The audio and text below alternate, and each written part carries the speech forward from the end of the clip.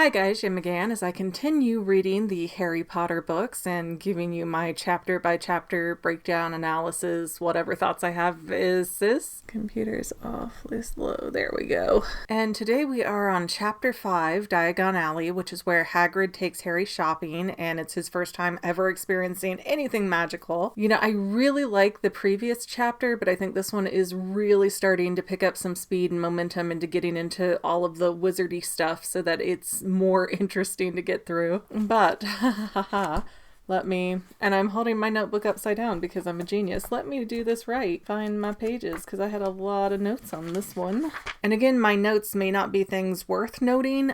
People who have read all of the books will obviously know more than I do. But these are things that caught my eye and I thought, maybe I'll want to remember this later. So Harry wakes up. He thinks that this has all been a dream, that, Hagrid came over and that he's going to be back in his same miserable life any second now. But there's an owl at the window, which for some reason these owls are extremely prevalent at the beginning of these books. But there's an owl at the window with a newspaper. He drops it on Hagrid and basically starts trying to get money out of Hagrid's coat for himself. And while Harry is digging through Hagrid's pockets, he says that he finds, I can't read my own writing now, slug pellets and peppermint humbugs, among other things, but he doesn't address those two things like they're weird. So I have no idea what those are. I assume that's some kind of maybe candy in the UK. We don't have those here. I don't think anybody in the US would pay for something called a slug pellet or a humbug. But if you know what these are, leave me a comment because I'm curious to kind of find out. It seems like a mystery. And now we start getting introduced to the wizard currency, which I'm going to say this wrong.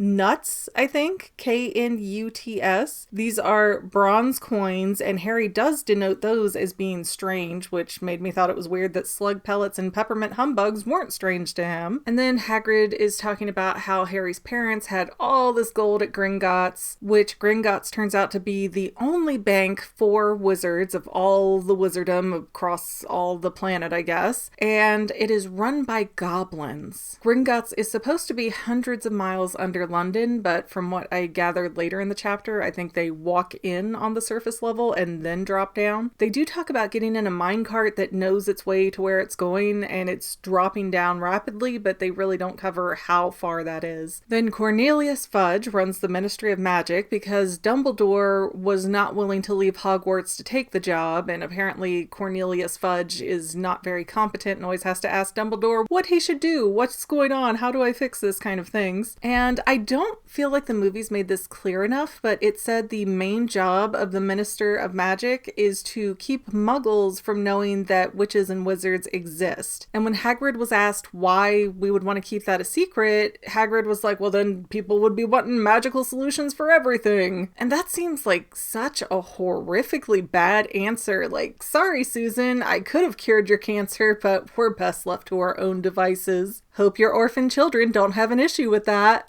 I mean, really, it's kind of ridiculous. It would have made sense if maybe they would have said, oh, yeah, you remember these Salem witch trials? Well, we decided at that point that we needed to go underground or something, but just like, we don't want to be bothered with helping the normies. It's kind of, ew. It's making the wizard world sound very elitist and not like good people. Hagrid mentions that Gringotts probably has a dragon and that he has also wanted a dragon since he was a kid. If I remember movie 4 correctly, there's some foreshadowing in there. And when Harry goes back to check his letter to Hogwarts again, he finds a second piece of paper with all his school supplies on it. And one of the books he has to get is Fantastic Beasts by Newt Scamander. I always say that wrong. I say everything in these books wrong. Don't have high expectations for me. Even back in high school, I would try to say something and my friend would be like, what language did you grow up speaking? Dum-dum, obviously. Anyways, the letter also says that first-year students aren't allowed to have their own broomstick, which I guess implies that they can borrow them or have a special,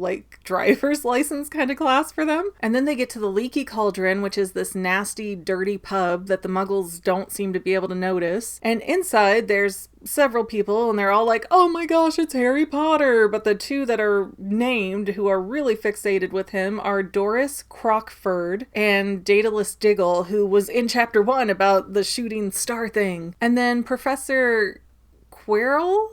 Quirrell is introduced, and he does the defense against the dark arts. He's the stammering one. Again, I know because I've seen the movies, so I know I'm going to keep my eye on you, buddy. Oh, and they tell a little bit of Quirrell's backstory here. Said he went into the Black Forest and ran into vampires and hags, and that made him like forever nervous. So the Leaky Cauldron takes you back to an alleyway where you can tap the bricks just right and get into Diagon Alley. And then they go into Gringotts. They get paired up with a goblin named Griphook, whose job it is to tour them around to the vaults that they need to go to. Hagrid has to go to get you-know-what out of Vault 713. And just an example of my dyslexia here, I wrote 739 and had to scribble it out after I read it 5 times and realized that is not the number it was giving me. Oh, and then there was more explanation on wizarding money. So there are gold coins, which are called galleons, silver coins that are sickles, and there is 17 silver sickles to a galleon and 29 nuts to a sickle. So then Harry gets his money, he starts going around shopping, he goes to get his robes, and he gets sized up next to a boy I'm pretty confident was Malfoy. And he said that Malfoy was a lot like Dudley in his mind, like behaviorally. And the boy says that his father's off doing something and his mother is off shopping for wands, and I thought that was curious because they make it very clear later at Ollivanders that's really the only place to get a wand, and it chooses you, so you have to be there to get it. So why would his mother be pre-shopping? Just one of those people who really doesn't want to deal with their kids, I take it. And this boy starts getting into muggles and how they shouldn't be allowed in Hogwarts and everything. And, you know, you really feel him just sucking the magic out of the wizarding world with his bigotry, which current events, I can kind of see a little bit of parallels in there. Oh, then Hagrid says, hey, for your birthday, Harry, which apparently this has all still been Harry's birthday. Totally lost track of that. But Hagrid says, hey, for your birthday, Harry, I'm going to get you an animal. And I'm not going to get you a toad because they're out of fashion, and cats are meh because they make him sneeze. But owls are primo because everybody wants the owl. They can send your mail and they're great. So he gets him the pretty little snow owl, and then they go to Ollivanders, which has been around since 382 BC. Quite impressive. I wonder if it's the same person who's been running it the whole time. If so, that raises up some curiosities about the length of a wizard's life. I know Dumbledore is also a lot older than people would guess by looking at him, but I don't know the story behind that. I don't know how he got that old. I guess I'll find out as I get there. Oh, and then like the dude started giving out stats on everybody's wands, which was wild. And I'm sure these things mean nothing in the long term, but I wrote them down just in case. Lily's wand was 10 1/4 inches, swishy, made of willow, and that is good for charms. James Potter had an 11-inch mahogany wand, which was more powerful and good for transfiguration, which I'm assuming in this context means, you know, turning yourself into an animal type of thing. Could be wrong though. And then Voldemort's was a 13.5-inch yew wand, which was very powerful. Hagrid had an oak wand that was 16 inches and bendy, which I mean, that's like huge. That's a huge wand, but I guess he's a huge guy, so that makes sense. It's probably the only wand they could find to fit him. And the wand was apparently snapped when he was expelled from Hogwarts, but then it's kind of implied that he put part of that wand in his umbrella that he used to, you know, give Dudley the tail, because his dad run his mouth, so Dudley got in trouble.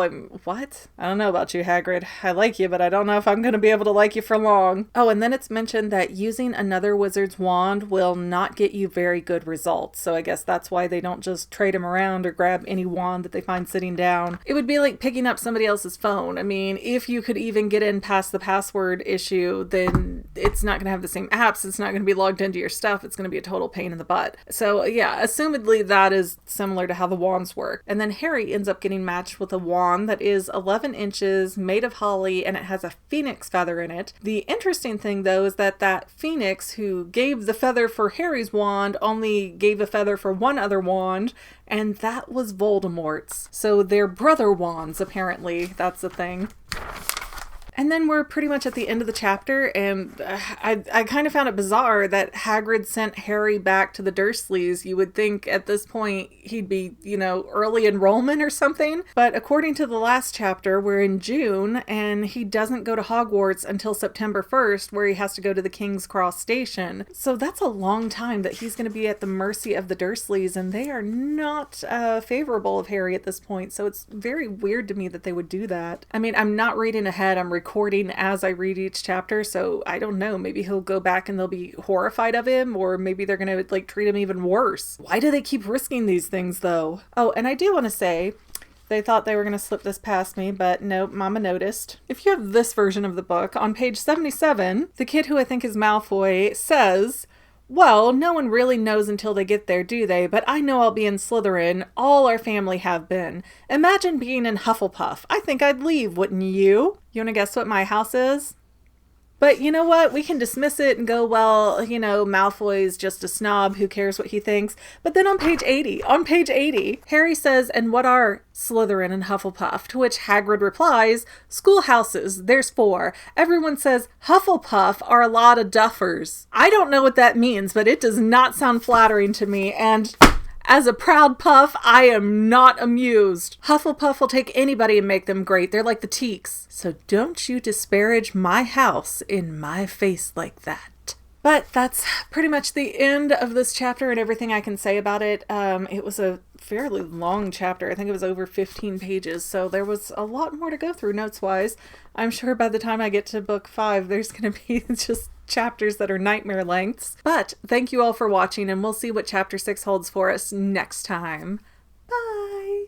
Well, family members, we're almost done, but I want to invite you to hang out with me in some other places. I'm on Twitter and Instagram as my own personal self, and I have a Facebook page too, but I mostly just post photos over there. And sometimes people say, "Hey McGann, I want to mail you something. How do I do that?" Easy. Just click the About tab on my channel page, and my most current P.O. Box info will be right there. I also run another channel, The Family. It's really a hodgepodge channel where we might post anything. Oh yeah, and I also sell shirts and stickers and stuff with the Family and the Fangirl logos. If that is your cup of tea, I have a link in every description of every video. Finally, if you want to help out the Fangirl channel and make sure I'm putting out video essays for years to come, the best way you can help is by subscribing and watching more of my videos, whether they're new, old, whatever. Maybe even share 1 or 2 on social media, help spread the word. People who watch to the end of videos like you helps to tell the site, "Hey, this is a good video, we should recommend it to other people." So if you made it this far, leave me a comment of something like, "Hey, I made it to the end. Love ya. See you next time, family members. Bye."